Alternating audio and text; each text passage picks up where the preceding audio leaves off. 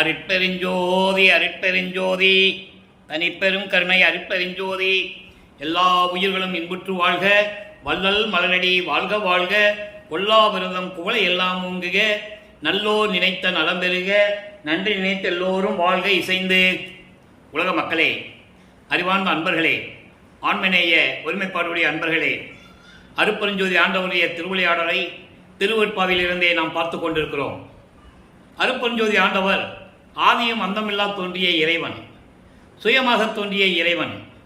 அவர் சுயமாக தோன்றி இந்த பிரபஞ்சத்தை படைத்து, இந்த பிரபஞ்சத்திலே அண்டங்களை படைத்து, உலகங்களை படைத்து, உலகங்களை படைத்து, 5 தொழில்களையும் படைத்து, அதற்கேற்ற பதத்தலைவர்களையும் படைத்து, 5 தொழில்களை செய்யக்கூடிய பதத்தலைவர்கள் அவர்களையும் படைத்து, படைத்தல், காத்தல், அழித்தல், மறைத்தல், அருளல் என்ற 5 தொழில்களை செய்யக்கூடிய பிரம்மன், திருமால், ருத்திரன், மகேஸ்வரன், சதாசிவம் போன்ற பத தலைவர்களையும் படைத்து இந்த உலகத்தை இயக்க வைத்தார்கள் அருட்பெருஞ்சோதி ஆண்டவர்.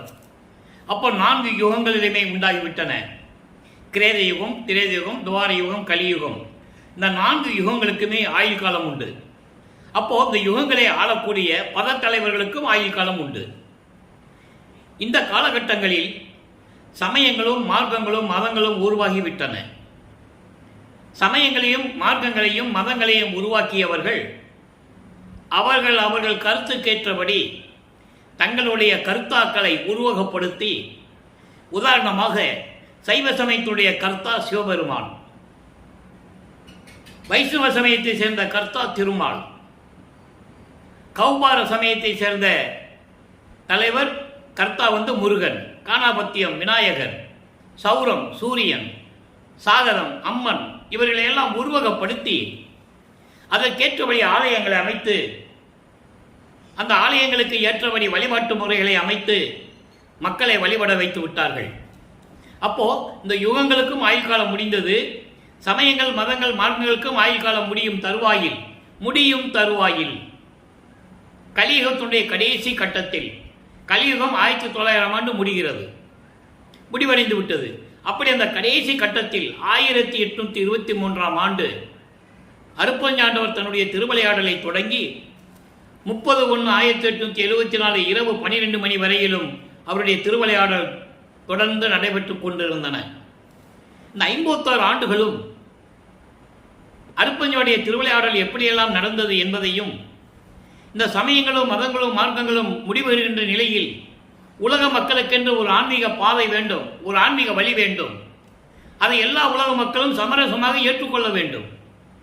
அப்படிப்பட்ட ஒரு மார்க்கத்தை, சுத்த சன்மார்க்கத்தை அருட்பெருஞ்சோதி ஆண்டவர் நிறுவி அதை தன் மகன் கையில் ஒப்படைத்து, தன்னிடம் வளர்ந்து கொண்டிருந்த செல்வப்பிள்ளையை இந்த பூலோகத்திற்கு ஒரு தாயின் வழியாக வருவிக்க செய்து அவரிடம் ஒப்படைப்பதற்காகவும், அதே நேரத்தில் நமது பிள்ளை பெருமானவர்கள் வருவி கூற்ற பிறகு சமயங்களிலும் மதங்களிலும் மார்க்கங்களில் ஈடுபட்டு கொண்டிருந்து, அதன் பிறகு சுத்த சன்மார்க்கத்தை பெற்ற பிறகு அதெல்லாம் தேவையில்லை என்று உலக மக்களுக்கு எடுத்து கூறி உலக மக்களை எல்லாம் சுத்த சன்மார்க்கத்தில் சேர்க்க வேண்டும் என்பதற்காகவும்,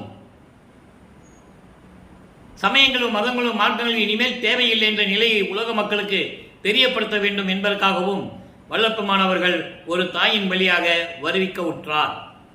அதை அருட்பெருஞ்சோதி அகவலிலே நாம் தெரிந்து கொள்ளலாம். ஆன்ற சன்மார்க்கம் அணிபெற என்னைத்தான் ஈன்று அமுதளித்த இனிய நற்றாயே என்று கூறுவார். அதற்காகத்தான் என்னை இறைவன் வருவிக்க உற்றார் என்று சொல்லுவார். அருட்பெருஞ்சாண்டவர் தன்னுடைய அருளால் ஒரு ஆண் மகனை பெற்றெடுத்து அதை ஒரு தாயின் வழியாக வருவிக்க செய்கிறார். அதுக்கு அடுத்தபடியாக இன்னொரு பாடலிலே கூறுவார். அகத்தை கருத்து புறத்தை வெளுத்திருந்த உலக அனைவரையும் சகத்தை திருத்தி சன்மார்க்கத்தை அடைவித்திட அவரும் இகத்தை பரத்தை பெற்று மகிழ்ந்திடுவதற்கென்றே என்னை உகத்தே இறைவன் வருவிக்க உற்றேன். உகத்தை என்பது இந்த கலியுகத்தினுடைய கடைசி கட்டம். இந்த கலியுகத்தில் நான் இறைவனால் வருவிக்க உற்றவன் என்று கூறுகிறார். அருளை பெற்றேனே என்று கூறுவார். அருளை பெற்றேனே என்று ஏன் கூறுகிறார்? அவர் ஏற்கனவே எல்லா யுகங்களிலும் ஒவ்வொரு யுகத்திலேயும் இருந்தவர். ஊழிதோறும் ஊழி உளப்புறாது ஓங்கி வாலி என்று எனக்கு வைத்த நன்னிதியே என்று கூறுவார். ஆக ஒவ்வொரு யுகத்திலேயும் இருந்தவர் என்பதை வல்லப்பமானவர்கள் தெளிவாக நமக்கு திருவருட்பாவிலே அருளி இருக்கிறார்கள். அதை நீங்கள் மனதில் வைத்துக் கொள்ள வேண்டும்.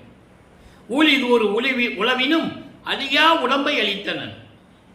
இதை ஏன் சொன்னார் என்றால், இந்த யுகங்களிலே படைக்கப்பட்ட அந்த பதத்தலைவர்கள் எல்லாம் அவதாரம் எடுக்க வேண்டும். இப்ப கிரேத யுகத்திலே 6 அவதாரங்கள் திருமாலுக்கு: மச்ச, கூர்ம, வராக, வாமன, நரசிம்ம, பரசுராம. திரேத யுகத்திலே ராமன். அப்போ ஒவ்வொரு யுகத்திலேயும் இந்த அவதாரங்கள் எடுக்கும்போது என்ன நோக்கத்திற்காக எடுக்கப்பட்டாரோ, அருட்பெருஞ்சோதி ஆண்டவர் கட்டளையிட்டாரோ அதன்படி அவர் அவதாரம் எடுக்க வேண்டும். அதன் பிறகு அவர் இறக்க வேண்டும். இறந்த பிறகு திரும்பி பிறக்க வேண்டும். அவர்களெல்லாம் அவதாரம் எடுத்தவர்கள். இந்த வருவிக்க உற்றது அவதாரம் என்பதற்கு இது ஒரு விளக்கம். வருவிக்க உற்றவனுக்கு இறப்பு பிறப்பு இல்லை, இறைவனுக்கு தான் உண்டு. அது வல்லற்பமானுக்கு உண்டு என்பதை இங்கே நான் பதிவு செய்ய கடமைப்பட்டிருக்கிறேன். அப்படி இந்த நிலைகளெல்லாம் மாறிய பிறகு உலக மக்களுக்கு என்று ஒரு மார்க்கம் வேண்டும்.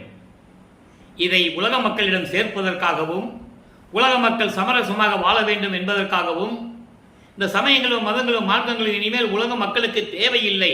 இந்த முரண்பாடுகள், வேறுபாடுகள், இதனால் வருகின்ற சண்டை சச்சரவுகள், இதனால் மக்கள் எப்படியெல்லாம் துன்பப்பட்டு கொண்டிருக்கிறார்கள் என்பதை உலகிலேயே நாம் பார்த்து கொண்டிருக்கிறோம். இன்று மட்டுமல்ல, அந்த காலத்திலே உண்டு. சமணர்கள் சைவர்களை எரித்துக் கொள்ளுவதும், சமணர்கள் புத்த பீச்சுகளை எரித்துக் கொள்ளுவதும், புத்த பீச்சுகள் மற்ற சமயங்களோட மதங்களோட சண்டையிடுவதும் இதெல்லாம் நடந்து கொண்டிருந்தன. வரலாறுகள் கூறுகின்றன. இதையெல்லாம் இருக்கக்கூடாது. இறைவன் ஒருவனே என்ற நிலை இருக்க வேண்டும். அவன் அருட்பெருஞ்சோதியாக இருக்க வேண்டும். இந்த நிலையில் இருக்கும்போதுதான் வல்லப்பமானவர்கள் வருவிக்க உற்ற 1ஆம் ஆண்டிலிருந்து 8 ஆண்டுகள் வரையிலும் நமது பிள்ளை பெருமான் அவருடைய மனநிலை எப்படி இருந்தது, அவர் யார் என்று தெரியாத நிலையில் அந்த 8 ஆண்டுகள் வரையிலும் எப்படியெல்லாம் துன்பப்பட்டார் என்பதையும், அதன் பிறகு 2வது 8இல் அருட்பெருஞ்சாண்டவர் இந்த 51 ஆண்டுகளை 8 பிரிக்கிறார். ஒவ்வொரு 8 ஆண்டுகளிலும் தன் மகனை எப்படி ஆட்கொள்ளுகிறார் என்பதையும், அதன் பிறகு சுத்த சன்மார்க்கத்தை பெற்ற பிறகு தன் மகனை எப்படி அருட்பெருஞ்சோதி ஆண்டவர் ஆக்குகிறார் என்பதையும், ஒவ்வொரு காலகட்டத்திலும் என்ன நடந்தது, எப்படியெல்லாம் வளர்ப்பமானவர்கள் இருந்து கொண்டிருந்தார் என்பதையும் இந்த பாடல்கள் மூலமாக நாம் அறிகிறோம். அதன்படி இன்று திருவருள் முறையீடு அதிகம் உருவாகிறது. வல்லப்பமானவர்கள் 9வது ஆண்டில் இருக்கும்போது, அதாவது வருவிக்க உற்ற 9வது ஆண்டில் இருந்து, வல்லப்பமானுக்கு வயது இல்லை, அதை நீங்கள் நன்றாக புரிந்து கொள்ள வேண்டும். வருவிக்க உற்ற ஆண்டிலிருந்து என்று சொல்ல வேண்டும். அதை யாரும் சொல்லுவதில்லை. அதுதான் மக்களுக்கு வல்லப்பமான் யார் என்ற நிலை இன்னும் தெரியவில்லை. சுத்த சன்மார்க்க விளக்கத்தை மக்களிடம் யாரும் விளக்கி கூறவில்லை. அது ஒரு பக்கம் இருக்கட்டும், அந்த விளக்கத்துக்குள் போனால் நமக்கு நேரம் பத்தாது. இப்போ 9வது ஆண்டில் ஆட்கொண்ட பிறகு இறைவன் வந்து ஆட்கொள்ளுகிறார். மகன் முன் தோன்றி, மகனே, நீ என்னால் வருவிக்க உற்றவன் இந்த பூலோகத்திற்கு, உனக்கு முன்பருவம் பின்பருவம் காட்டி அருள் செய்வேன், கவலைப்படாதே, இப்போ ஞானத்தை பெற்றுக்கொள் என்று சொல்லி ஞானத்தை மட்டும் அவருக்கு அளித்துவிட்டு மறைந்து விடுகிறார். மற்ற நிலைகளெல்லாம் மறைப்பு நிலை ஏற்படுகிறது அவருக்கு. இதற்கு முன்னால் யுகங்களிலே நடந்ததெல்லாம் அவருக்கு தெரியாது. ஞானத்தை பெற்ற பிறகு உலகங்களிலே சிவபெருமானுடைய திருவிளையாடல் எப்படியெல்லாம் நடந்தது என்பது அவருக்கு ஞானம் பிறந்து விட்டது. அதை சொல்ல திருவருட்பாவிலே ஒவ்வொரு பாடலிலும் நமக்கு அருளி இருக்கிறார்கள். எப்போ? 9வது ஆண்டிலேயே. அதன் பிறகு சுத்த சன்மார்க்கத்தை பெற்ற பிறகு, மெஞ்ஞானம் கிடைத்த பிறகுதான், அவர் முக்காலத்தை உணர்கின்ற நிலை கிடைத்த பிறகுதான், ஒரு தாயின் வயிற்றில் எப்படி கருவிலே இருந்தார், தில்லையிலே எப்படி சிவ ரகசியத்தை காட்டியது, சிதம்பர ரகசியத்தை காட்டியது எப்படி. சிதம்பரம் என்பது சுத்த சிவஞான வெளி. நீங்க சிதம்பரம் ஒன்று இந்த சிதம்பரத்துக்கு மனசு போயிடக்கூடாது, அது வேற விஷயம். சிதம்பர ரகசியத்தை எப்படி காட்டியது என்பதையும் விஞ்ஞானம் பெற்ற பிறகு கூறியதை நாம் பார்த்து விட்டோம். இப்போ திருவருள் முறையீடு என்ற பதிகத்திலிருந்து நாம் பார்த்து கொண்டிருக்கிறோம். திருவருள் முறையீடு 1ஆம் திருமுறையிலே 6வது பதிகம், மொத்தம் 232 பாடல்களை கொண்டது. இதுவரை 180 பாடலுடைய விளக்கத்தை பார்த்திருக்கிறோம். இன்று 181வது பாடல். பாடலை நல்ல கவனிங்க. பாடல் திருவிருப்பமுடைய சிறப்பு அம்சமே இந்த பிரபஞ்சத்தின் உண்மைகளை கூறுவது, ஒவ்வொரு யுகங்களிலும் இறைவனுடைய நிலை எப்படி இருந்தது என்பதையும், இவர் வருவிக்க உற்ற பிறகு சமயங்களிலும் மதங்களிலும் மார்க்கங்களிலும் அதனுடைய சங்கற்ப விகற்பங்களிலும் எப்படி ஈடுபட்டுக் கொண்டிருந்தார். சங்கற்ப விகற்பங்கள் என்பது சைவ சமயத்திலே இருக்கின்ற குறியீடுகள், பழக்க வழக்கங்கள், திருநீர் இடுவது, உத்திராட்சமலை போட்டுக்கிறது, தாடி வச்சிக்கிறது, காவி உடை அணிந்து கொள்ளுவது, இதெல்லாம் சைவ சமயத்துக்கு உண்டு. வைஷ்ணவ சமயத்துக்கு நாமம் போடுறது, அதிலே பல பிரிவுகள், முரண்பாடுகள், வேறுபாடுகள் உண்டு. ஒரு இடத்துல நடக்கிற வழிபாடு இன்னொரு இடத்துல நடக்காது. மதுரையிலே சொக்கன் கிட்ட நடக்கிற வழிபாடு சிதம்பரத்தில் நடக்காது. அதே போலதான் எல்லா சமயங்களிலும் உண்டு. இந்த முரண்பாடுகள் எல்லாம் இருக்கும். நல்லா கவனிச்சுக்கணும். நீங்க சுத்த சமாஜத்தை வைத்த பிறகு அந்த விளக்கத்தை பார்க்க போறோம். அதுல ஒண்ணுமே இருக்காது. இப்போ திருவருள் முறையிலே என்ன சொல்றார்? அப்போ வல்லப்பமானவர்கள் 2வது எட்டில் இருந்து கொண்டிருக்கிறார். 9வது ஆண்டிலிருந்து 16 ஆண்டுகளுக்குள் என்ன நடந்தது? நல்ல கவனிங்க. மை கொடுத்தார் நெடும் கண் மலை மானுக்கு, மை கொடுத்தார் நெடும் கண் மலை மானுக்கு வாய்ந்து ஒரு பால் மெய் கொடுத்தாய், தவர் விட்ட வெம்மானுக்கு மேவுறவோர் கை கொடுத்தாய், மயல் கண்ணியில் வீழ்ந்து உள் கலங்க உறும் என் கொய் கொடுத்து ஆழ்மனா மானுக்கு காலை கொடுத்து அருளே. இது பாடல். பாடல்கள் புரியாவிட்டாலும் கூட இறைவன் இந்த வள்ளலார் ஊழியனுக்கு அளித்த விளக்கம் மிகவும் எளிமையாக இருக்கும். நான் தமிழ் இலக்கணம் இலக்கியவன் கற்றவன் அல்ல. நான் படித்ததெல்லாம் வேறு. இறைவன் கொடுத்த விளக்கத்தை இந்த வள்ளலார் ஊழியர் உங்களிடம் சொல்லிக் கொண்டிருக்கிறேன். 6 திருமுறைகளுக்கும் என் தந்தை வல்லற்பமானுடைய தயவாலயம் கருணையாலையும் 6 திருமுறைகளுக்கு விளக்கம் பெற்று உங்களுக்கு நான் சொல்லிக் கொண்டிருக்கிறேன். நல்லா கவனிச்சுக்கணும் நீங்க. இப்ப அந்த பாடலுடைய விளக்கம் பாருங்க. மை கீட்டிய அழகான பெரிய கண்கள் உடைய, அழகான நீண்ட கண்களை உடைய மலையரிசியாகிய உமையாளுக்கு விரும்பி உனது உடம்பில் இடது பாகத்தில் இடம் கொடுத்தாய். அதான் சொல்றாரு, மை கொடுத்தா நெடும் கண் மலைமானுக்கு. மலைமான் என்பது மலையரசி உமையாள். அப்படிப்பட்டவளுக்கு நீ விரும்பி உனது உடம்பிலே இடது பாகத்தில் ஒரு இடம் கொடுத்தாய். அதே போன்று தவம் இருந்த முனிவர்கள் கொடிய மாயையான மானை ஏவி விட்டார்கள் உன் மீது, அதனை கையில் ஏற்றுக்கொண்டாய். அதான் சொல்றாரே, தவறு விட்ட வெம்மானுக்கு, மாயை என்னும் கொடிய மானுக்கு கையில் ஓர் இடம் கொடுத்தாய். இவர் கையில் வாங்கி வச்சுக்கிட்டார். அப்போ மக்களுக்கு எந்த விதமான துன்பம் இல்லை. கையில் பொருந்தும்படி இடம் கொடுத்தாய். அதுக்கு அடுத்து சொல்றார் பாருங்க, மயல் கண்ணியில் வீழ்ந்து உள் கலந்து ஒரு என் கொய் கொடுத்து ஆழ்மன மானுக்கு காலை கொடுத்து அருளே. மாயை மயக்கம் என்னும் வலையில் சிக்கி உன்னாலே வருவிக்க உற்று இந்த உலக வாழ்க்கையிலே, உலக நடையிலே சிக்கிக் கொண்டு பல அவமானங்களையும் ஏளன பேச்சுகளையும் ஏச்சுக்களையும் கேட்டுக்கொண்டு என் மனம் எப்படி கலங்குகிறது தெரியுமா? அப்படி இருக்கும்போது எனது மனம் என்னும் மானுக்கு, மான் என்பது மாயை, மான் என்பது மாயை. இது புராணங்களிலும் காவியங்களிலும் உண்டு. மகாபாரதத்திலே உண்டு, ராமாயணத்திலும் உண்டு. ராவணன் மான் போன்ற வடிவிலே வந்துதான் சீதையை அந்த கோட்டை தாண்ட விடுகிறார். நல்லா புரிஞ்சுக்கணும். அப்புறம் மான் என்பது ஒரு மாயை. அப்படிப்பட்ட மாயை மயக்கத்தில் இருக்கின்ற என் உள்ளம் கலங்கும் போது எனது மனம் என்னும் மானை அடக்குவதற்கு, இந்த மனதை அடக்குவதற்கு உனது திருவடியை கொடுத்து எனக்கு காத்து அருளே என்று கூறுகிறார். இறைவனிடம் வேண்டுகிறார், உன்னாலே வருவிக்க விட்டு இவ்வளவு துன்பங்களை அனுபவித்துக் கொண்டிருக்கிறேனே, விரைவில் வந்து எனக்கு அருள்வாயாக என்று சொல்லி இந்த பாடலை நமக்கு அருளி இருக்கிறார்கள். இப்போ அதன் பிறகு 13வது ஆண்டில் இந்த ஞானம் கிடைத்த பிறகு 13ஆம் ஆண்டை திருவொற்றியூர் செல்லுகிறார். இவர் செல்லவில்லை. அருட்பெருஞ்சோதி ஆண்டவர் அவர் மனதை தூண்டி விடுகிறார். மகன் அங்க போக வைக்கணும், அலைய வைக்கணுமே. சமயங்களிலும் மதங்களிலும் மார்க்கங்களின் நெறிகளை பின்பற்றி கொண்டு தனது மகனை இருக்க செய்ய வேண்டும். அப்புறம் அவர் தன்னுடைய மகனாலே இது பொய் என்று சொல்ல வேண்டும். அப்பதான் மக்கள் வந்து நம்புவாங்க. அதனால்தான் தன்னுடைய பிள்ளையை உலகிலே கொண்டு வருவதற்காக ஒரு தாயின் வழியாக வருவிக்க செய்தார். இதுதான் கான்செப்ட். முருகனை மாதிரி நெத்திக்கண்ணிலிருந்து சிவபெருமான் கொண்டு வந்த மாதிரி இவர் கொண்டு வந்துடலாம். அப்படி உருவாக்கினவர் தான். அவருடைய அருளால் ஒரு ஆண்மகனை பெற்றெடுத்தவர் அருட்பெருஞ்சாண்டவர். நேரடியாக கொண்டு வந்தால் இந்த நிலைகள் எல்லாம் உலக மக்களுக்கு தெரியாது, மக்களோட மக்களாக இருக்க முடியாது. அதை நீங்க புரிஞ்சுக்கணும் அந்த கான்செப்டை. அதனால தான் ஒரு தாயின் வழியாக கொண்டு வந்து உலகியலிலே ஒரு மானிட பிறவியாக பிறந்தார் என்ற நிலையை உருவாக்குகிறார். இதான் கான்செப்டை நீங்க புரிஞ்சுக்கணும். இப்போ திருவொற்றியூர் போகிறார். அருட்பெருஞ்சாண்டவர் மனதை தூண்டிட்டார். இவர் போயிட்டார். அங்கே தியாகராஜ பெருமானிடம் எப்படி முறையீடு செய்கிறார் என்பதை 16 ஆண்டுகளுக்குள் 2ஆம் திருமுறை உருவாகிறது. 113 பதிகம், 1207 பாடல்கள். ஒவ்வொரு பதிகத்திலும் எப்படி இறைவனை வேண்டுகிறார் என்பதை பார்த்தோம். இன்று 21வது பதிகம் நெஞ்சோடு நேருதல், 6வது பாடல். நெஞ்சோடு நேருதல் என்பது மனதிடம் சொல்லுவது. இதுக்கு முன்னால் நம்ம பார்த்த பாடல்ல அந்த மனதை எப்படி அடக்க வேண்டும் என்று இறைவனிடம் வேண்டுகிறார். இப்போ மனதிடம் என்ன சொல்லுகிறார், உள்ளத்திடம் என்ன சொல்லுகிறார்? நெஞ்சோடு நேருதல். கவனிங்க. வேண்டும் நெஞ்சமே, வேண்டும் நெஞ்சமே மேவி ஒற்றியூர் ஆண்டு நின்று அருள் அரசின் பொற்பதம் பூண்டு பூண்டு கொண்டு உள்ளே போற்றி நிற்பயேல், உள்ளே போற்றி நிற்பயேல் யாண்டும் துன்பம் நீ அடைதல் இல்லையே.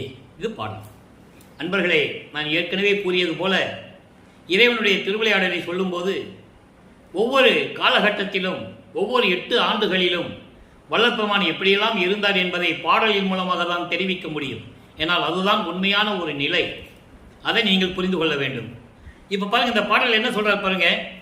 அருளை விரும்பும் மனமே, மனம் அலைவாய்ந்து கொண்டிருக்கிறது. மனம் விரும்புகணும், அருளை பெற வேண்டும் என்று விரும்புகிறது. அதான் சொல்றாரு, அருளை விரும்பும் மனமே திருவொற்றியூர் சென்று அங்கே அருளாட்சி செய்யும் கடவுளின் பொன்னான திருவடிகளை மனதில் உறுதியாக நினைத்து போற்றி வணங்கினால் எப்பொழுதும் நீ துன்பம் அடைய மாட்டாய். இதுக்கு முன்னால் பாடல்ல என்ன கேட்கிறாரு? உன்னுடைய திருவடியை கொடுன்னு கேட்கிறாரு. அதுதானே. அப்போ இந்த இதை மனதிடம் சொல்லுகிறார். இப்போது அடுத்த பதிகத்திலே நிலைகள் மாறும்போது அடுத்த பதிகத்திலே சொல்லுகிறார், மனதிடம் சொல்லுகிறார், மனமே உனக்கு அருள் வேண்டும் என்று நினைத்தால் திருவொற்றியூருக்கு சென்று இறைவனை போற்றி வணங்கினால் எந்த விதமான துன்பமும் அடைய மாட்டாய், இறைவனுடைய திருவடிகளை பற்றிக்கொள் என்று சொல்லி இந்த பாடலை நமக்கு அருளியிருக்கிறார்கள். ஆக அன்பர்களே, 16 ஆண்டுகள் வரைக்கும் நமது பிள்ளை பெருமானவர்கள் அறிவிக்க உற்று 16 ஆண்டுகள் வரைக்கும் இந்த நிலை தொடர்ந்து கொண்டு இருக்கிறது. போக, வீட்டிலிருந்து கிளம்பி போக, திருவொற்றியூருக்கு நடந்து போக, அப்பெல்லாம் அவர் எங்கே போனாலும் நடந்து தான் போகணும். அப்போ அவருக்கு ஏம சித்தியெல்லாம் கிடையாது, தத்துவ சித்தியெல்லாம் கிடையாது. நினைச்ச இடத்துல இருக்கிறது, பல உருவங்களில் இருக்கிறதெல்லாம் அப்போ அவருக்கு கிடையாது. சுத்த சன்மார்க்கத்தை பெற்ற பிறகுதான் கிடைக்கும். அந்த நிலையை நம்ம பார்த்து கொண்டு தான் இருக்கிறோம். இப்போ 3ஆம் திருமுறை உருவாகிறது. 3ஆம் திருமுறை என்பது 3வது 8. இதான் சூட்சமமான விளக்கங்கள். அதான் அந்த படிப்படியாக அந்தந்த நேரத்தில் என்ன நடந்தது என்பதை வல்லபெருமானர்கள் பாடல்களாக திருவருட்பாவிலே மக்களுக்கு அருளி இருக்கிறார்கள். அதுதான் உண்மை, அதுதான் சத்தியம். இப்போ 3ஆம் திருமுறை உருவாகிறது. இப்போ வல்லபெருமானவர்கள் 24 ஆண்டுகளுக்குள் இருந்து கொண்டிருக்கிறார். 16 ஆண்டுகள் அவருக்கு ஒன்றும் இல்லை. அப்புறம் 17வது ஆண்டிலிருந்து 24 ஆண்டுகளுக்குள் என்ன நடந்தது? 3ஆம் திருமுறையிலே மொத்தம் 19 பதிகங்கள், 232 பாடல்கள். இதுவரை நாம் 15 பதிகங்களை பார்த்து விட்டோம். ஒரு சின்ன சுருக்கம், 15 பதிகளுடைய ஒரு சின்ன சுருக்கம். திருவொற்றியூரிலே இவர் தியாகராஜ பெருமானை வழிபடுவதற்காக தெருவிலே நின்று கொண்டிருக்கிறார். அவர் காட்சி கொடுப்பதும் மறைவதும், பேசுவதில்லை. அப்போ இவர் திருமுல்லை வாயிலுக்கெல்லாம் போயிட்டு வராரு.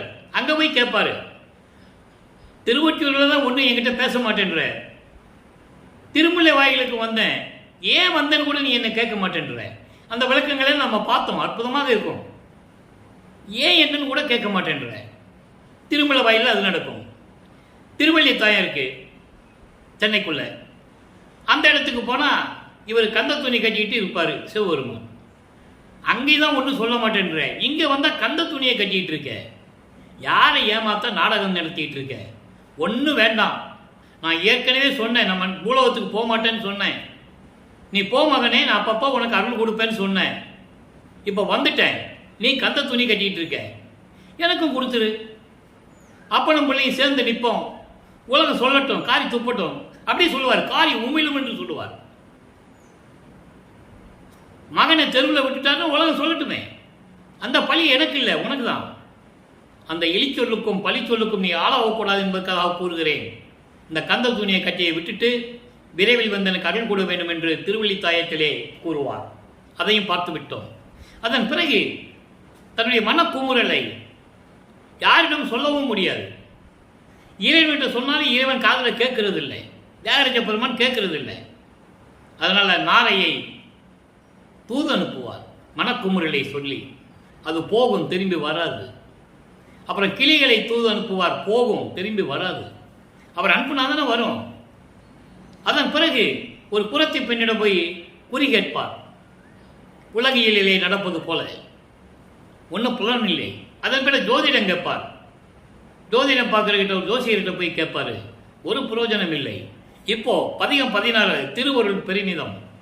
இப்படியெல்லாம் இருந்து கொண்டு இறைவனுடைய திருவருள் இருந்தால் எப்படி இருக்கும், அந்த நிலையை பாடல்களால் அருளி இருக்கிறார்கள். தன்னை தலைவியாகவும் இறைவனை தலைவனாகவும் உருவகம் செய்து மகளிடம் ஒரு தாய் சொல்லுவது போல, செவிலி தாய், வளர்ப்பு தாய் சொல்லுவது போல இந்த பாடலை அருளி இருப்பார்கள். பாடலை நல்ல கவனிங்க, விளக்கம் அருமையாக இருக்கும். மட்டுக்கு அடங்கா வன்கையினார் வளம் சேர் ஒற்றிவானர், அவர் பட்டு துகிலே திசைகளெல்லாம் படர்ந்தது என பரிந்தனையோ. கட்ட துகிலும் கிடையாது, கந்தை உடுத்தது அறிந்திலையோ. இட்டு புணர்ந்து இங்கு எது பெறுவாய், ஏழை அடி நீ என் மகளே என்று ஒரு தாய் சொல்லுவது போல, அதாவது மனம் சொல்லுவது போல உலக மக்களுக்கு தெரிவிக்கிறார். நல்லா புரிஞ்சுக்கணும் நீங்க. ஏன்னா அவர் எவ்வளவு ஏளன பேச்சுகளையும் அவமானங்களையும் தாங்கிக் கொண்டிருக்கிறார் என்பதை இந்த பாடலிலே தெளிவாக கூறியிருப்பார்கள். மக்கள்லாம் எப்படி அவரை ஏளனம் பண்ணாங்க, எப்படி கேலி கிண்டல் செஞ்சாங்க, அந்த நிலையை கூறுகிறார். நல்ல கவனிங்க. அதாவது அளவில்லாத, கைக்கு அடங்காத அருள் கொடையை உடையவர். நீர்நிலைகளும் வயல்களும் பூஞ்சோலைகளும் நிறைந்த திருவொற்றியூரிலே இருக்கின்ற இறைவன், திருவொற்றியூரில் இருக்கின்ற இறைவன். அப்படிப்பட்ட இறைவன் மகள்கிட்ட சொல்றா, செவிலித்தாய், நீ திருவொற்றியூருக்கு போய் எங்க பார்த்தாலும் பட்டு துணி கிடக்குது, நம்ம எடுத்துக்கலாம், நீ போறியா? அவர் என்ன பட்டு துணியை முடிச்சுக்கிட்டு அழகாக இருக்கிறார் நீ நினைச்சுக்கிட்டு இருக்கிறியா? அதெல்லாம் கிடையாது. உடுக்க துணி கிடையாது, கந்த துணியை கட்டிட்டு நிற்கிறான். ஒவ்வொரு பாடலில் சொல்லுவார். ஒரு பாடலில் திங்கிறதுக்கு சோறு கிடையாது, பிச்சை எடுத்துக்கிட்டு இருக்கான். நேற்று சொன்னோம். இன்னைக்கு துணி இல்லைன்றாரு. நாளைக்கு என்ன சொல்லுவார்? அவனுக்கு இருக்க இடையில சுடுகாட்டில் போய் எரியிற பணத்தில் போய் புரண்டுக்கிட்டு இருக்கான், அந்த சாம்பலை உடம்பெல்லாம் பூசிக்கிட்டு இருக்கான், மண்டை ஓடுகளை மாலையாக போட்டுக்கிட்டு இருக்கான். அவனை போய் காதலிக்கிறேன்ற. பாம்பெல்லாம் கழுத்தில் பாட்டிக்கிட்டு இருக்கான், விஷப்பாம்பை. அது கொட்டிச்சுன்னா என்ன போகும்? பாம்பு கடிச்சிச்சுன்னா என்ன பண்ணுவேன்? அவன் நெஞ்சில் போய் நீ அணைச்சிக்கிறேன்னு சொல்கிற. எப்படி அது? அவனை கல்யாணம் பண்ணிட்டு நீ என்ன சுகத்தை பார்க்க போற? ஒன்றும் தெரியாத விவரமான பெண்ணாய் இருக்கிறையே என்று ஒரு தாய் மகளிடம் சொல்வது போல இந்த பாடல். பாடலுடைய மைய கருத்து என்னவென்றால், சொல்றாரு உலக மக்கள்கிட்ட சொல்றாரு, உலக மக்களே, நான் வருவிக்க உற்ற ஒரு தாயின் வழியாக 24 ஆண்டுகள் வரையிலும் நான் யார் என்ற நிலை தெரிந்த பிறகும் கூட, இறைவனுடைய மகன் என்று தெரிந்தும் கூட வெளியே யார்த்தையும் சொல்ல முடியல. இப்படிப்பட்ட இறைவன் என்னை வந்து இன்னும் ஆட்கொள்ளவில்லை. உலக மக்கள் என்னை கேலி பேசுகிறார்கள். வீதி வீதியாக தெரு தெருவாக சென்று என்ன பலனை காணப்போகிறாய், எப்படி நீ இறைவனிடமிருந்து அருளை பெறப் போகிறாய் என்று என்னை பார்த்து ஏளனம் பேசுகிறார்கள் என்ற நிலையை உலக மக்களுக்கு இந்த பாடலின் மூலம் நமக்கு தெரிவித்திருக்கிறார்கள் வல்லப்பெருமானவர்கள் என்பதை இங்கே நான் பதிவு செய்ய கடமைப்பட்டிருக்கிறேன். அதை ஒரு தலைவி, அதாவது தலைவியை, மகளை ஒரு செவிலித்தாய், வளர்க்கின்ற தாய் எப்படி அறிவுறுத்தி சொல்லுவாரோ அது போல சொல்லிக் கொண்டிருக்கிறார். இதுதான் விஷயம். இப்போ வல்லப்பெருமான் அவர்கள் 3வது எட்டு முடிந்து 4வது எட்டுக்குள் நுழைகிறார்.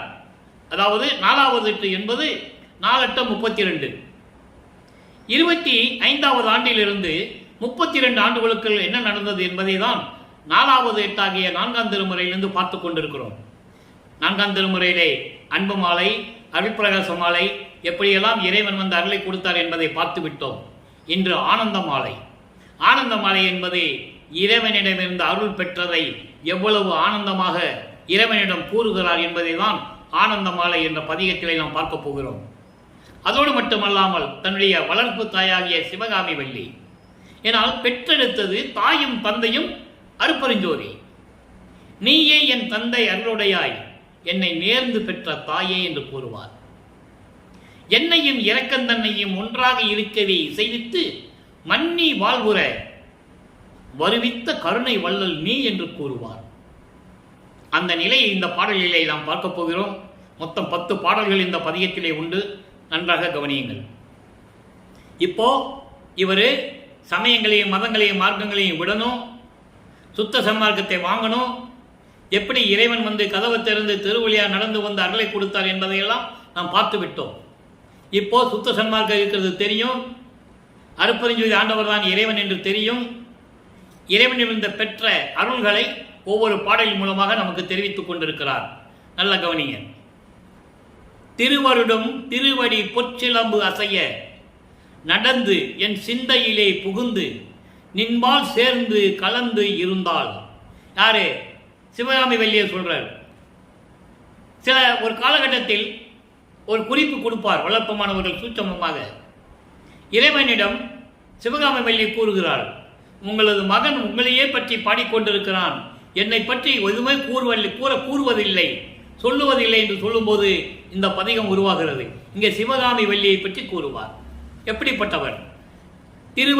திருவருடும் திருவடி பொற்சிலம்பு அசைய நடந்து என் சிந்தையிலே புகுந்து நின்பால் சேர்ந்து கலந்து இருந்தால். தெருமரலற்று உயர்ந்த மறை சிரத்து அமர்ந்த புனிதை சிவகாமி வள்ளி பெருந்தேவி உள்ளம் கழிப்ப. எப்படி லிங்க் பண்றாரு பாருங்க. இப்ப அந்த அம்மாவுக்கு மனசுக்கு சந்தோஷமா இருக்கும். உள்ளம் கழிப்ப பொறுவரு மெய்யன் புடையார் இருவர், மெய் அன்பு உடையார் இருவர் கண்டு உவந்து போற்ற மணிப்பொதுவில் நடம்புரிகின்ற துறையே பருவரலற்ற அடிச்சிறியேன் பெருவரம் பெற்று உனையே பாடுகின்றேன். பெற்றதை சொல்லுகிறார், பாடுகின்றேன், பெரிய அருள் பருவம் அடைந்தனே. நிலைகள் மாறுகிறது. இப்ப நான் பக்குவம் ஆயிட்டேன்னு சொல்றார். பாடலுடைய விளக்கம் பாருங்க. அதாவது அழகிய அருள் தேகத்தோடு பொன்னான கால் சிலம்புகளை காலில் மாட்டி அசைந்து நடந்து வந்து என் சிந்தையிலே புகுந்து என் உள்ளத்திலே புகுந்து நின்பால் சேர்ந்து கலந்து இருந்தாள். என் உள்ளத்திலேயும் இருந்தால், உன்னோடே கலந்தும் இருந்தால். யார் அவள்? மரபலற்று உயர்ந்த மறை சிரத்து அமர்ந்த புனிதை, குற்றமில்லாத வேதங்களின் விளக்கங்களின் முடிமேல் இருந்து கொண்டு அமர்ந்து கொண்டிருந்த புனிதமான எனது தாய் சிவகாமி வள்ளி பெருந்தேவி உள்ளம் கழிப்ப, அந்த அம்மாவுடைய உள்ளம் மகிழும்படி பொறுவரு மெய்யன்புடையார் இருவரும் கண்டு வியந்து. மெய்யடியார் இருவர் என்பது வியாக்கிரபாதர், பதாஞ்சலி என்ற 2 முனிவர்கள், தவம் வாய்ந்த முனிவர்கள், இறைவனுடன் நேரடியாக பேசக்கூடிய முனிவர்கள் 2 பேர், பதாஞ்சலி, வியாக்கிரபாதர். இவங்க 2 பேரும் உள்ள மகிழும்படி, என் தாய் சிவகாமி வள்ளி மகிழும்படி நீ நடனம் செய்து கொண்டிருக்கிறாயே, போற்ற மணிப்பொதுவில் நடம்புரிகின்ற துறையே. ஆக தன்னுடைய தாய் சிவகாமி வள்ளியினுடைய கோபம் தீர்ந்து அவருடைய மனம் குளிர்ந்து கொண்டிருக்கிறது. சரி, நம்மளை பற்றி சொல்லிட்டாரு பையன் அப்படின்னு. இவர்களெல்லாம் குளிரும்படி அங்கே அம்பலத்திலே திருவிளையாடல் செய்து கொண்டு அருளடனம் செய்து கொண்டிருக்கின்ற துரையே, பருவலற்ற அடிச்சிறியேன், பக்குவம் இல்லாத இந்த அடிசிறியனுடைய துன்பங்களை எல்லாம் நீக்கி பெருவரம் பெற்று எல்லா வரங்களையும் எல்லா சக்திகளையும் பெற்று உன்னையை பாடிக்கொண்டிருக்கிறேன். பெரிய அருள் பக்குவம் அடைந்தனேனே, நான் அருள் பக்குவம் அடைந்து விட்டேன் என்று கூறுகிறார். இந்த நிலையில் இந்த பாடல் உருவாகுவதற்கு முன்னாலே ஒரு திருவிளையாடல். 27வது ஆண்டில் தனக்கோடி அம்மையாருக்கு திருமாங்கல்யம் பூட்டி. ஏன் இதை குறிப்பிடுகிறார் என்றால், இவர் யார் என்ற நிலையை உலக மக்களுக்கு தெரிவிக்கிறார். இவருடைய திருமணத்தில் பிரம்மன், திருமால் போன்ற தேவர்கள் எல்லாம் வாழ்த்துவதற்காக அந்த நிகழ்ச்சியிலே அமர்ந்து கொண்டிருக்கிறார்கள். இது உலக மக்களுக்கு தெரியாது இல்லையா? மானிட கண்களுக்கு தெரியாது. அவருடைய நிலையை உலக மக்களுக்கு தெரிவிக்கிறார். ஆனால் இங்கே அவருடைய நிலையை யாருக்குமே தெரியாமல் அப்படியே மறைத்து விட்டார்கள். இப்போ உலகியலிலே எல்லா திருமணத்துக்கும் மக்கள் வருவார்கள், தேவர்கள் முனிவர்கள் வருவார்கள் சொன்னால் அந்த மணமடியிலே அமர்ந்திருக்கிற மணமகன் எப்படிப்பட்டவர்? இறைவன் நிலையை கொண்டவர் என்பதை உலக மக்கள் புரிந்து கொள்வார்கள். ஆனால் யாருமே சொல்லல. வல்லப்பமானவர்கள் வரிவிக்க விட்டு 22 ஆண்டுகள் அவர் இறைவனாகி அருப்பெருஞ்சோதி ஆண்டவரான பிறகு 152 ஆண்டுகள் முடிவடைந்து விட்டது. யார் சொன்னது? அவர் கல்யாணம் நடந்ததுப்பா, தாலி கட்டினார்ப்பா, பொண்டாட்டியை விட்டுட்டு சென்னையில் விட்டுட்டு அவர் நாட்டுக்கு துறவியாகி வந்துட்டாருப்பா, இப்படிதான் சொன்னாங்க. கல்யாணத்திலே இவர்களெல்லாம் வீற்றிருந்தார்கள் வாழ்த்துவதற்கு என்று சொன்னால் வல்லற்பமான் இறைநிலையை கொண்டவர் என்று உலக மக்களுக்கு தெரிந்துவிடும். சமயங்களையும் மதங்களையும் மார்க்கங்களையும் சார்ந்தவர்கள் அதை மறைத்து விட்டார்கள் என்பதுதான் சத்தியமான உண்மை. ஒரு ஆள் கூட சொன்னதில்லை. நீங்க எத்தனையோ பேசுனதை கேட்டிருப்பீங்க. சன்மார்க்கத்தை பத்தி பேசுறேன்னு சொல்லி மேடையில் மைக்கு பிடிச்சி எத்தனையோ பேர் பேசினாங்க. பல பேர். யாராவது சொல்லியிருக்காங்களா? சொல்லியிருந்தா நீங்க சொல்லுங்க, நான் தலை வணங்குகிறேன். ஆக இந்த நிலையில் இருக்கும்போது இப்படியெல்லாம் இருந்த வல்லப்பமானவர்கள் 4வது எட்டை பூர்த்தி செய்கிறார். 32 ஆண்டுகள் முடிந்து விட்டது. 33வது ஆண்டு தொடங்கி 40 ஆண்டுகளுக்குள் அந்த 8 வருடத்துக்குள் என்ன நடந்தது? பற்றுகளை துறந்து, இல்லற வாழ்க்கையை துறந்து, துறவரம் மேற்கொண்டு, துறவரம் என்பது என்ன? தவம். இனிமே இந்த நிலை தேவையில்லை என்று நிலையை மேற்கொண்டு, சரியை கிரிய யோகம் என்ற 12 நிலைகளை கடந்து, அதெல்லாம் மதங்களை சார்ந்தது, மார்க்கங்களை சார்ந்தது, மதங்களை சார்ந்தது, சமயங்களை சார்ந்தது. அந்த 12 நிலைகளை விட்டு 13வது நிலைக்கு அடியெடுத்து வைக்கிறார். அப்போ சுத்த சன்மார்க்கத்தை வாங்க வேண்டும். அந்தங்களை கடந்து, தத்துவங்களை கடந்து, இந்த 12 நிலைகளையும் கடந்து சுத்த சிவஞான விலைக்கு செல்லுகிறார். அதை அருப்பெருஞ்சோதி அட்டகத்திலையும் சரி, அகவலிலையும் சரி வல்லப்பமானவர்கள் தெளிவாக இருக்கிறார்கள். தத்துவங்களை தனித்தனியாக கடந்தேன். தத்துவங்களை தனித்தனியாக கடக்கணும். 36 தத்துவங்கள். ஆன்ம தத்துவம் 24 தனி, அதான் பிரம்ம தத்துவம். விஷ்ணு தத்துவம் 7 தனி, ஈஸ்வர தத்துவம் 5 தனி, விந்து, நாதம், சுத்தம், அதீதம், சுத்த வித்தை, சதாக்கியம் 5, விஷ்ணு தத்துவம் 7, காலம், நியதி, கலை, வித்தை, அராகம், புருடன், மாயை. பிரம்மன் தத்துவம் 24, பூதங்கள் 5, பொறிகள் 5, கண்மேந்திரங்கள் 5, எல்லாம் 5 கடைசியில் அந்த கரணம் 4, 4, 5, 20, 24. அதையும் கடந்து போகணும். எல்லாம் கடந்து சுத்த சிவஞான வெளிக்கு செல்லுகிறார். அங்கே அருப்பெருஞ்சாண்டவர் தன் மகனை வரவேற்று அங்கே இருக்கின்ற சத்தியஞான சபையிலே, பொற்றவையும் சிற்றவையும் கூடிய சத்தியஞான சபையிலே சிங்காசனத்திலே அமர வைத்து மகனுக்கு மணிமுடி சூட்டி, மணக்கோலம் பூண்டு வா மகனை என்று இறைவன் சொல்ல, தந்தை சொல்ல, மகன் மணக்கோலத்திலே மணக்கோலம் என்பது அலங்கார கோலம். கிரீடம், தலையிலே கிரீடம் வைத்து பட்டாடை அணிந்து, இங்கே இருக்கும்போது வெள்ளாடை. நல்லா புரிஞ்சுக்கணும். நீங்க பூலோகத்தில் இருக்கும்போது வெள்ளாடை. மணக்கோலம் பூண்டு வா மகனை என்று சொல்லி எல்லா அருளையும் கொடுத்தது. எல்லா நிலைகளையும் பாடல்களையும் நாம் பார்த்து விட்டோம், இன்றும் பார்க்க போகிறோம். ஆக இந்த நிலையை பற்றி எல்லாம் வாங்கிட்டு நேராக கருங்குழிக்கு வரார். கருங்குழி கிராமத்திலே அங்கே வெங்கட ரெட்டியாரும் முத்தலையம் தம்பதியர்களுடைய வீட்டிலே 9 ஆண்டுகள் தங்கி இருக்கிறார். அது வரைக்கும் 8 ஆண்டுகளிலே எப்படியெல்லாம் அருளை பெற்றுக் கொண்டார் என்பதை நாம் பார்த்து விட்டோம். இன்று அதன் பிறகு 6வது எட்டில் அடியெடுத்து வைக்கிறார். 6 48, 41வது ஆண்டிலிருந்து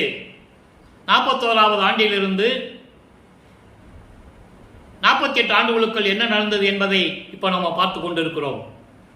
அங்கே கருங்குழியிலிருந்து விடுபட வேண்டும். 9 வருடங்கள் உரையிடமாக கொண்ட அந்த இடத்தை விட்டு வெளியேறுகிறார். ஒரே நாளிலே வடலூரிலே பார்வதிபுரம் மக்கள் கொடுத்த இடத்திலே ஒரே நாளிலே தர்மசாலையை அமைத்து அன்றே ஜீவர்களுக்கு பசியாற்றுகிறார். பசியாற்றுவித்தல் நடக்கிறது. அதன் பிறகு வடலூரிலே உறைவிடமாக கொண்டு பார்வதிபுரத்திலே தங்கியிருக்கிறார் நமது இறைவன் வல்லபெருமான் அவர்கள். ஏன் இந்த நிலை என்பதை நீங்கள் புரிந்து கொள்ள வேண்டும். இது ஏற்கனவே நிர்ணயிக்கப்பட்டது. கருங்கோளிலே தந்தையும் மகனும் உரையாடி, அதாவது அருட்பெருஞ்சோதி ஆண்டவரை மேலும் உரையாடி, இனிமேல் ஜீவகாருண்ய ஒழுக்கத்தை உலக மக்களுக்கு தெரியப்படுத்த வேண்டும் என்ற நோக்கத்திற்காகவும், ஒரு ஜீவன் பசியால் வாடினால் எப்படியெல்லாம் துன்பத்தை அனுபவிப்பான் என்ற நிலையை உலக மக்களுக்கு தெரியப்படுத்த வேண்டும் என்பதற்காகவும் இந்த இடத்தை ஏற்கனவே தேர்வு செய்து அதை பெற்றுக்கொண்டார்கள் வல்லபெருமான் அவர்கள். அதோடு மட்டுமல்ல, அங்கே இருக்கின்ற பெருவெளியாக இருக்கின்ற அந்த இடத்தையும் கைப்பற்ற வேண்டும். அதற்கான வழிகள் என்ன என்பதை தந்தையிடம் உரையாடி கொண்டு ஒரு முடிவெடுத்திருக்கிறார்கள். அதை நம்ம பின்னால் பார்க்க போகிறோம். அந்த பெருவெளி எப்படி அவர் கைக்கு வந்தது, எப்படியெல்லாம் இறைவனுடைய திருவிளையாடல் நடந்தது, வேட்டவள ஜமீனுக்கு எப்படி போனார், அதெல்லாம் நம்ம பின்னால் சொல்ல போகிறோம். இப்போ தர்மசாலையை இருந்து கொண்டு என்ன நடந்தது, 6ஆம் திருமுறை உருவாகிறது. அங்கே 78வது பதிகம் தலைவி வருந்தல் என்ற பதிகத்திலிருந்து நாம் பார்த்து கொண்டிருக்கிறோம். தலைவி வருந்தல் என்பது இவரை நினைத்து எப்படியெல்லாம் பொறாமைப்பட்டார்கள், பூலோகத்திலும் சரி விண்ணுலகத்திலும் சரி இவரை பற்றி தெரிந்து கொள்ளாமல், விவரம் தெரியாமல் எப்படியெல்லாம் பேசினார்கள் என்பதை ஒவ்வொரு பாடலிலிருந்தும் தெளிவாக நமக்கு அருளியிருக்கிறார்கள். அதை பார்த்து கொண்டிருக்கிறோம். காரணம், 1869ஆம் ஆண்டு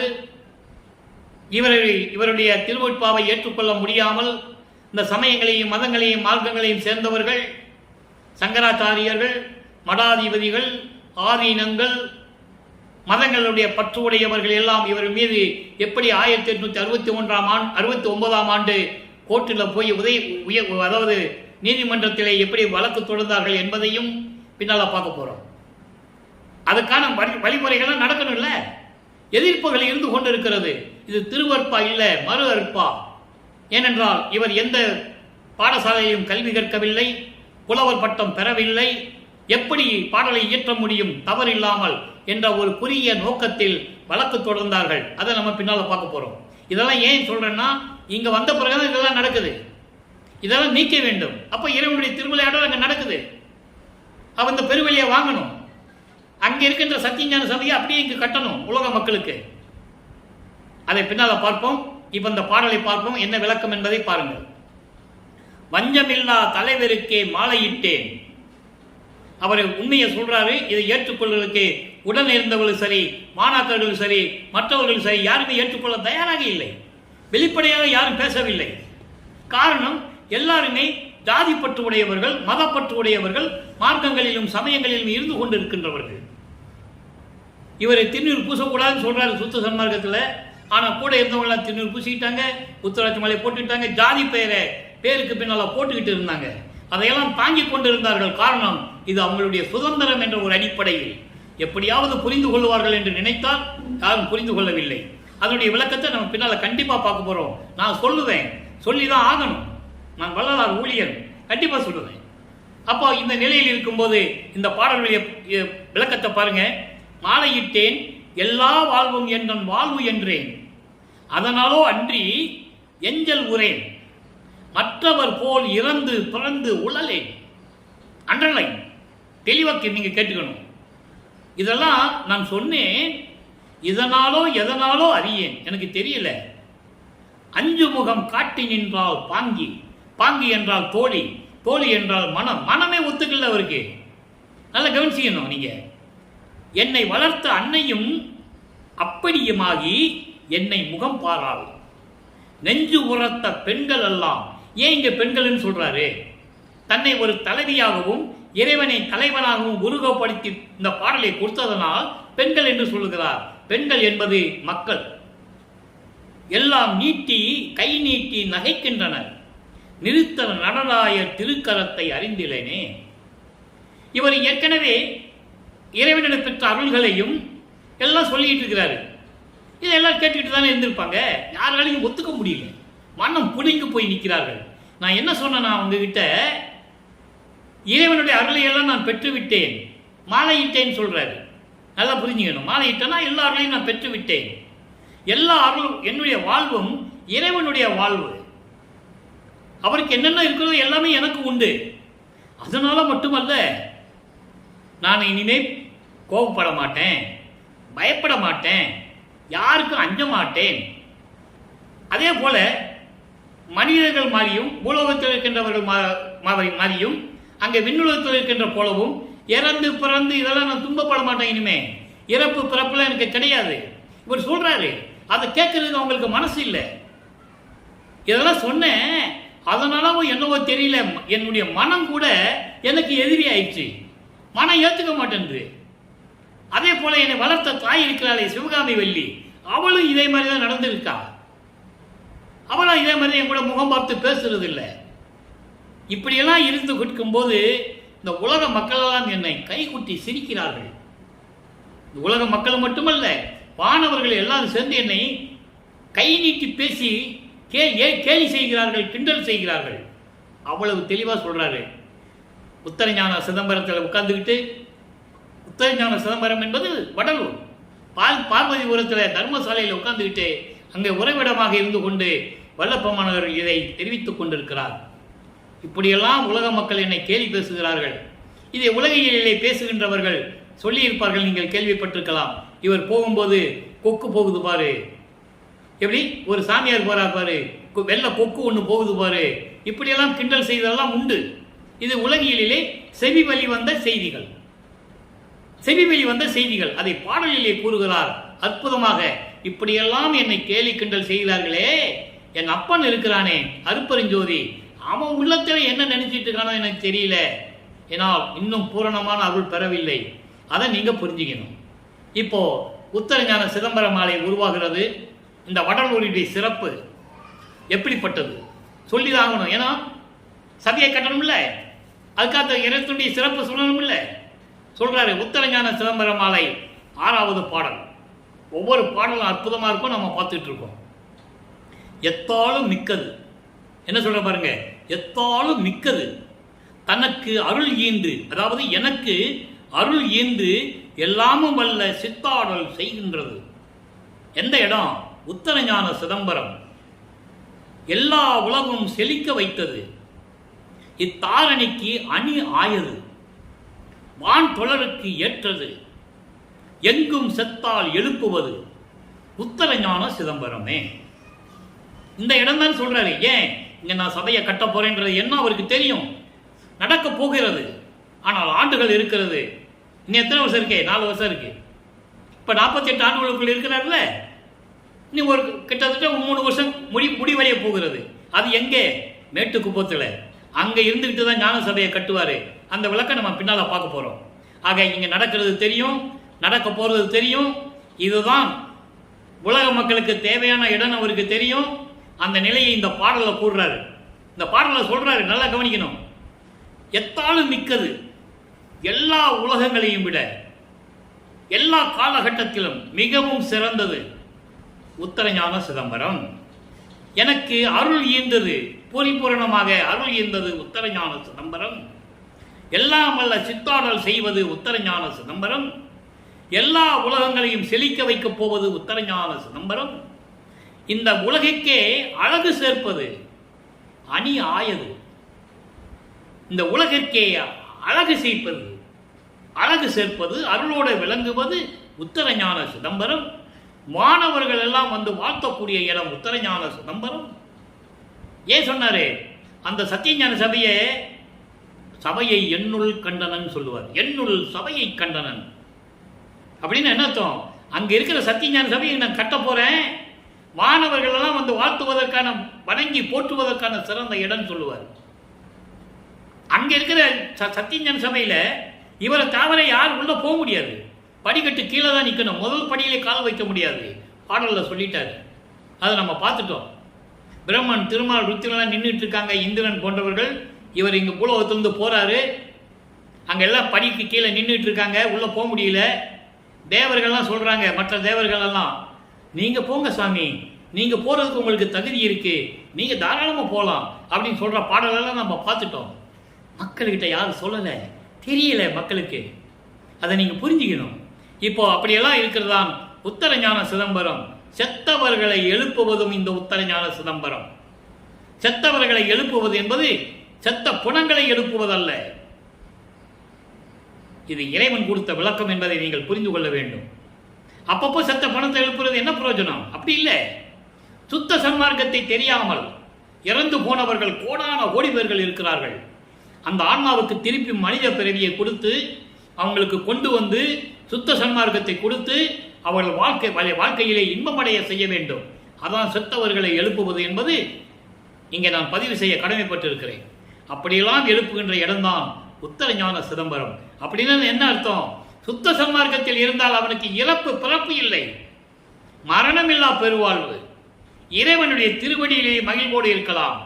அதான் ஞானசரியில சொன்னாரு, நினைந்து நினைந்து உணர்ந்து உணர்ந்து நெகிழ்ந்து நெகிழ்ந்து அன்பு நிறைந்து நிறைந்து ஊற்றிலும் கண்ணீர் அதனால் உடம்பு நனைந்து நனைந்து. இறைவனை எப்படி வழிபட சொல்றாரு?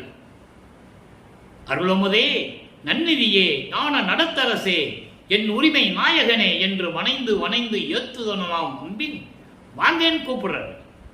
உலகீர் மரணமில்லா பெருவாழ்வில் வாழ்ந்திடலாம் கண்டே.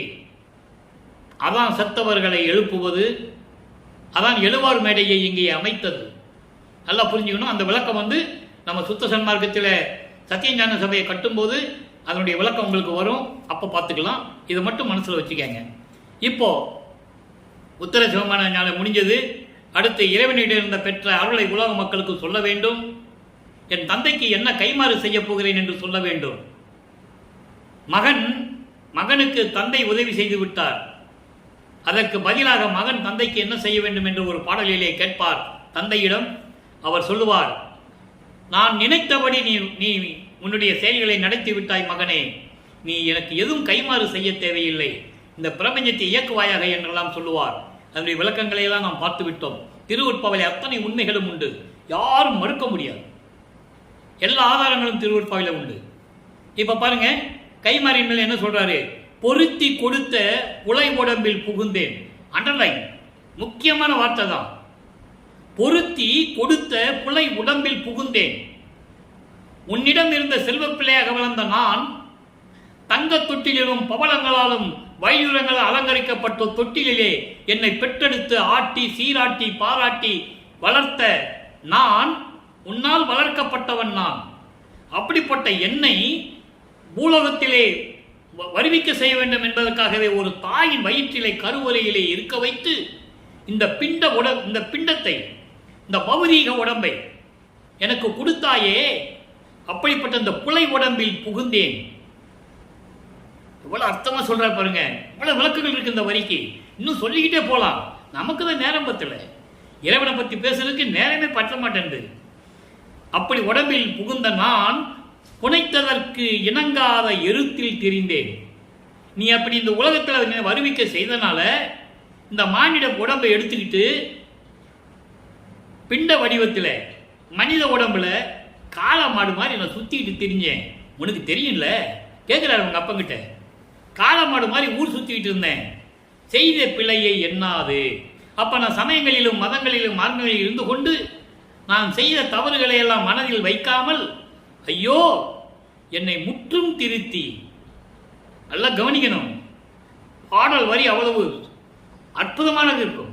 என்னை முற்றும் திருத்தி சமயங்களிலும் மதங்களிலும் மார்க்கங்களிலும் என்னை நீக்கி சரியை கிரியை யோகம் என்ற 12 நிலைகளிலிருந்தும் என்னை கொண்டு வந்து தத்துவங்களை கடக்க செய்து அந்தங்களை கடக்க செய்து எல்லாவற்றையும் நீக்கி புனித அமுது அளித்து. புனித அமுது என்பது, புனிதம் என்பது சுத்தம், அமுது என்பது சன்மார்க்கம். சுத்த சன்மார்க்கம் என்ற அமுதை எனக்கு கொடுத்து, ஏன்னா இது சுத்த சன்மார்க்கத்தில் வந்தாதான் இதெல்லாம் இருக்காது. இன்னைக்கு நம்ம எல்லாம் சுத்த சன்மார்க்கத்தில் இருக்கிறோம்னா இதெல்லாம் இருக்காது. கொலை புலையை தவிர்க்க வேண்டும், உருவ வழிபாடுகளை நீக்க வேண்டும், அந்த குறியீடுகள் சைவ சமயத்தில் இருக்கின்ற குறியீடுகள் நீக்க வேண்டும். ஆக சுத்த சன்மார்க்கத்தை கொடுத்து சித்தி நிலை மேல் சேர்வித்து. சித்தி என்பது நிலை சேர்ந்த அனுபவம். அத்தகன அருளி அருள் பெருஞ்சோதி. முத்தி என்பது முந்துரு சாதனம், அது ஒரு சாதனம் தான். சித்தி என்பது அப்படி இல்லை, நிலை சேர்ந்த அனுபவம். கடவுள் நிலையில் என்னை சேர்வித்து தெளிவா சொல்றாரு. மக்கள்கிட்ட யார் சொன்னது? சொல்லவே இல்லை. சோறு போட சொன்னார், ஒரு வருஷம் மட்டும் சொல்லிட்டு போயிட்டாங்க. சோறு போட சொன்னார், உண்மைதான், யாரும் மறுக்க முடியாது. மற்றதெல்லாம் சொல்லணும்ல. அப்படி சேர்வித்து என் கருத்தில் கலந்தோய். என் உள்ளத்தில் கலந்து விட்டாய், உனக்கு நான் என்ன கைமாறு செய்ய போகிறேன் என்று கூறுகிறார். அடுத்து பொன் வடிவ பேரு பாருங்க, எப்படி இறைவனுடைய திருவிளையாடல் நடந்தது. 11வது பாடல். ஓத உளவாத ஒரு தோழன், ஓத உருவாத ஒரு தோழன் தொண்டர் உளன் சாதல் ஒழித்து என்னை தானாக்கி பூதலத்தில் ஐந்தொழில் செய் என்றே அருள்ஜோதி கோல் அளித்தான், வெந்தொழில் போய் நீங்க விரைந்து. என்ன அற்புதமான பாடல்! பிரபஞ்சத்தின் உண்மை, இறைவனுடைய திருவிளையாடல், அதன் மூலமாக இவர் பெற்ற அருளை எல்லாம் கூறுகிறார். சொல்ல முடியாத அளவிற்கு எனக்கு நண்பனாக இருந்த இறைவன் அருட்பெருஞ்சோதி, சுத்த சன்மார்க்கத்தை பின்பற்றிக் கொண்டிருக்கின்ற சாதுக்கள், மெய் அன்பர்கள், சம்சாரிகள். சம்சாரிகளும் ஜீவகத்தில் இருக்கிறாங்க, சுத்த சன்மார்க்கத்தில் இருக்கிறாங்க. இவர்களின் உள்ளத்தில் இருக்கின்ற இறைவன் தொண்டர் உள்ளம் என்று சொல்லுகிறார். அதோடு மட்டுமல்ல, இறப்பை ஒழித்து என்னை பாழாக்கி, என்னுடைய சாவை ஒழித்து, அதாவது மரணமில்லா பெருவாதையை கொடுத்து என்னையும் இறைவனாக்கி, ஆனாக்கி என்னையும் இறைவனாக்கி இந்த பூலோகத்தில் ஐந்தொழிலின் செய்வாயாக என்று கட்டளையிட்ட இறைவன். படைத்தல், காத்தல், அழித்தல், மறைத்தல், அருளல், 5 தொழில்கள் இப்ப யார் செஞ்சிட்டு இருக்கா? வல்லற்பெருமான். நம்மளை படைத்தது யார்? மனப்பூரிப்போடு மகிழ்வோடு சொல்லலாம், வல்லற்பெருமான் தான் என்னை படைத்தவன் என்று சொல்லலாம். ஆக அருட்ஜோதி கோலும் அளித்தான், பிரபஞ்சத்தை இயக்கக்கூடிய திருவருள் செங்கோலாட்சி கொடுத்தார், நான் பிரபஞ்சத்தை இயக்கிக் கொண்டிருக்கிறேன் என்று சொல்லுகிறார். யாராலும் மறுக்க முடியுமா? முடியவே முடியாது. அதோடு மட்டுமல்ல, வெண்தொழில் போய் நீங்க விரைந்து. இந்த சமயங்களும் மதங்களும் மார்க்கங்களும் ஒழிந்து விட்டன, மக்களுக்கு தெரியாது, அழிந்து கொண்டு இருக்கிறது. அதுதான் யதார்த்தமான உண்மையை இங்கே சொல்லுகிறார். எப்படியெல்லாம் தொழிலெல்லாம் முடியுது, சுத்த சன்மார்க்க காலம் தொடங்கிவிட்டது என்று சொல்லுகிறார். இதை உரைநடை பகுதியிலே நீங்கள் பார்க்கலாம். 1873ஆம் ஆண்டு சொல்லுகிறார், சுத்த சன்மார்க்கம் தொடங்குவதற்கு 12 மாதங்கள் இருக்கிறது என்று சொல்லுகிறார். அதை எதை குறிப்பிட்டு சொல்கிறார் என்ற விளக்கத்தை எல்லாம் நான் ஏற்கனவே கொடுத்திருக்கிறேன். 30/1/1874 இரவு 12 மணி மேலையில் அந்த நேரத்தில் நான் இறைவனாக போகிறேன், அன்றே சுத்த சன்மார்க்க காலம் தொடங்கிவிட்டது என்று கூறுகிறார். அடுத்து பேரடைவு. இங்க பாருங்க, ஏற்கனவே நான் சொன்னேன், அங்க போய் சுத்த சன்மார்க்கத்தை வாங்குறது, மனக்கோலம் பூண்டதெல்லாம் பாடலிலே கூறுகிறார். 100வது பதிகம் பேரடைவு, இன்றைக்கு 8வது பாடல். பாடலை நல்லா கவனிங்க, நேரம் சென்று கொண்டு இருக்கிறது, இன்னும் நிறைய சொல்ல வேண்டி இருக்கிறது. ஐயூரே இது நம் ஆணை, நம் மகனே. என்ன அருமையான வார்த்தை! மகனே, நீ பயப்படாதே, எந்த சந்தேகமும் உனக்கு வேண்டாம்.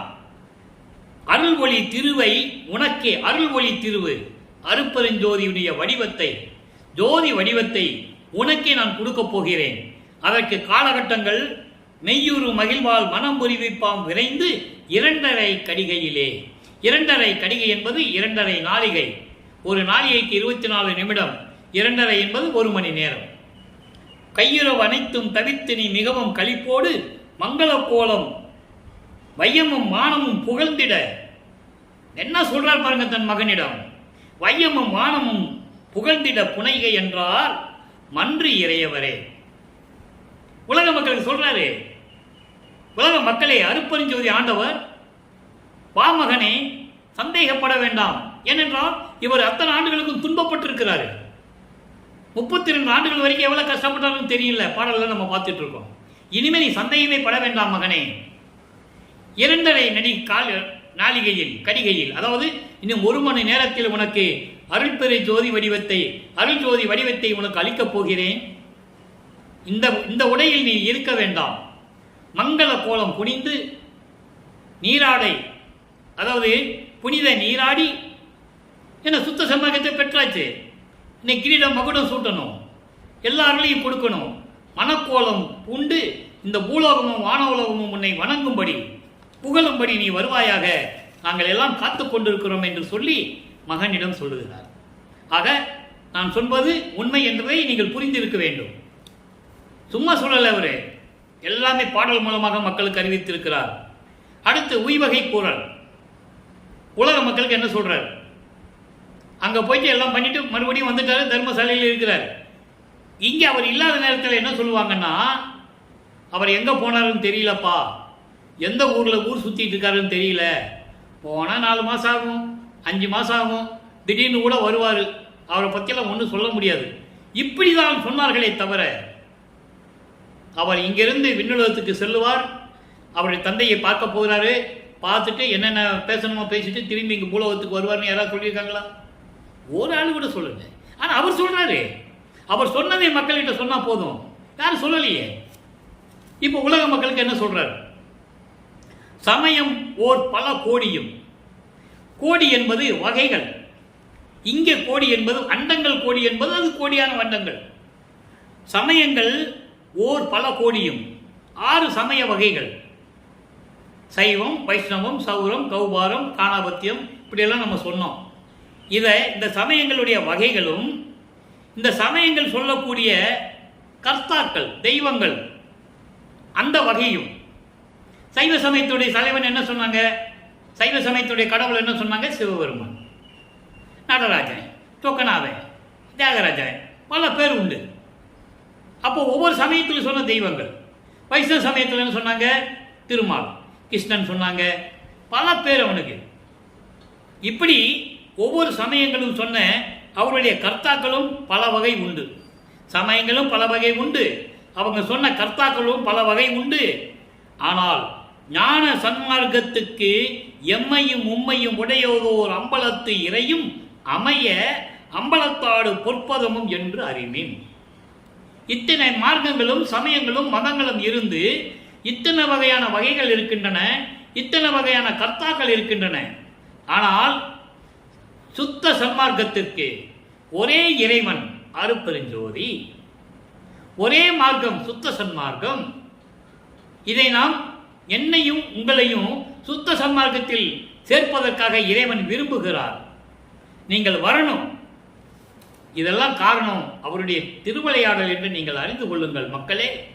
உங்களுக்கு தேவை இனிமேல் சுத்த சன்மார்க்கம், சமரச சுத்த சன்மார்க்கம் தான் உலக மக்களுக்கு தேவையான மார்க்கம். இங்கே அந்த சமயங்கள் சொன்ன மாதிரி அந்த கர்த்தாக்கள் எல்லாம் இருக்கிறாங்களே, அவங்கள மாதிரி அல்ல. இவர் ஒரே தெய்வம். அவர் யார் என்றால் திருச்சிற்றம்பலத்திலே அங்கே சத்தியஞான சபையிலே திருவிளையாடல் செய்து கொண்டு அருள் நடனம் செய்து கொண்டு உலகங்களையெல்லாம் காத்து கொண்டிருக்கிறானே, அப்படிப்பட்ட இறைவனுடைய திருவடிகள் தான் என்று நாம் தெரிந்து கொள்ள வேண்டும். நீங்களும் உணர வேண்டும், சுத்த சன்மார்க்கத்துக்கு வர வேண்டும் என்று உலக மக்களை அழைக்கிறார். அடுத்து ஒரே ஒரு பதிகத்துடைய விளக்கம், தனித்திரு அலங்கள் 117வது பாடல். 4 வரிதான், அற்புதமா இருக்கும் பாருங்க. ஓவுராது துயர் செய்யும் உடம்புதான், என்றும் சாவுராது இன்பமே சார்ந்து வாழலாம். எங்க சார்ந்து வாழலாம்? சுத்த சன்மார்க்கத்தில். மாவுரா சுத்த சன்மார்க்கம் நன்னெறி மேவுரார் தங்களை விடுக நெஞ்சமே. மனதிடம் சொல்லுவது போல உலக மக்களுக்கு சொல்லுகிறார். சுத்த சன்மார்க்கத்திலே இருக்கின்றவர்களை இறைவன் காப்பாற்றுவார். பிறப்பு இறப்பு என்ற சமாச்சாரங்களை நீக்கி விடுவார். ஓவுராது தொடர்ந்து இந்த பிரபஞ்சத்தில் பிறக்க வேண்டியது, இறக்க வேண்டியது, பிறக்க வேண்டியது, இறக்க வேண்டியது. அப்படிதான் இந்த உடம்பு துன்பப்பட்டு கொண்டிருக்கிறது. இதை மாற்ற வேண்டும். சாகாமல் இந்த உடம்பு இருக்க வேண்டும், பிறப்பு இறப்பு இல்லாமல் இருக்க வேண்டும். அதற்கு ஒரே காரணம் சுத்த சன்மார்க்கத்தில் நாம் இருக்க வேண்டும். சுத்த சன்மார்க்கத்தில் இல்லாதவர்களை பற்றி நீ கவலைப்படாதே மனமே, அவர்கள் அனுபவிக்கட்டும் என்று கூறுகிறார். மேவுரார் தங்களை, சுத்த சன்மார்க்க நன்னெறி மேவுரார் தங்களை. சுத்த சன்மார்க்கத்தில் இல்லாதவர்களை பற்றி நீ கவலைப்படாதே மனமே, விட்டுவிடு, அவர்கள் திரும்பி வரட்டும். அதான் சொல்லுவாரு, அன்பாக சொல்லி பார்ப்பேன், பொருள் கொடுத்து சொல்லி பார்ப்பேன், தண்டனையிட்டும் பார்ப்பேன். அதான் வணங்கி சொல்லுவேன், அன்பாகவும் சொல்லுவேன். இல்லை என்றால் கெடாவில் விட்டு வறுத்து எடுப்பேன் என்று சொல்லுவார். மெடாவில் விட்டு வறுத்து எடுப்பேன் என்று சொல்லுவார். நான் உங்களை விடமாட்டேன், சுத்த சன்மார்க்கத்தில் சேராமல் உலக மக்களை விடமாட்டேன் என்று கூறுவார். அதை தான் இங்க சொல்றாரு. சுத்த சன்மார்க்கத்தில் சேராதவர்களை பற்றி நீ கவலைப்படாதே மனமே, நான் பார்த்துக் கொள்ளுகிறேன், நானே சன்மார்க்கத்தை நடத்துகிறேன். அதான் தெளிவா சொன்னார். நானே சன்மார்க்கம் நடத்துகிறேன் என்பதற்கு விளக்கங்கள் நிறைய இருக்கின்றன. அதை ஒரு தனியா பதிவே நம்ம போடலாம். முதல்ல இறைவனுடைய திருவிளையாடல் முடித்து அருட்பாவுடைய விளக்கங்களை எல்லாம் மக்களுக்கு சொல்லிவிட்டு அதுக்கப்புறம் இருக்கு ஜீவகாரண்ய ஒழுக்கம், மரணமில்லா பெருவாழ்வு, சுத்த சன்மார்க்கத்தினுடைய நெறிகள் என்ன, எல்லாம் நம்ம பதிவு செய்ய போகிறோம். ஆக அன்பர்களே, இன்றைய பதிவில் இறைவனுடைய திருவிளையாடலை நாம் தெளிவாக பார்த்து விட்டோம் என்பதை மன நிறைவோடு பூர்த்தி செய்து நீங்களும் சுத்த சன்மார்க்கத்தில் இணைந்து கொலையும் புலையும் தவிர்த்து இறைவனை வழிபட்டு இறைவனுடைய அருளையும் செல்வங்களை எல்லாம் பெற்று நீங்கள் இந்த வையகத்தில் நெடுவில் வாழ வேண்டும் என்று இறைவன் தயவலயம் கருணையாலை வாழ்த்து விடைபெறுகிறேன். இந்த வள்ளலார் ஊழியன். மீண்டும் நாளை சந்திப்போம். நன்றி, வணக்கம். அருட்பெருஞ்சோதி அருட்பெருஞ்சோதி தனிப்பெருங்கருணை அருட்பெருஞ்சோதி. நாளையும் இறைவனுடைய திருவிளையாடல் தொடரும். கண்டு மகிழ்ந்து இறைவனுடைய அருளை பெற்றுக் கொள்ளுங்கள்.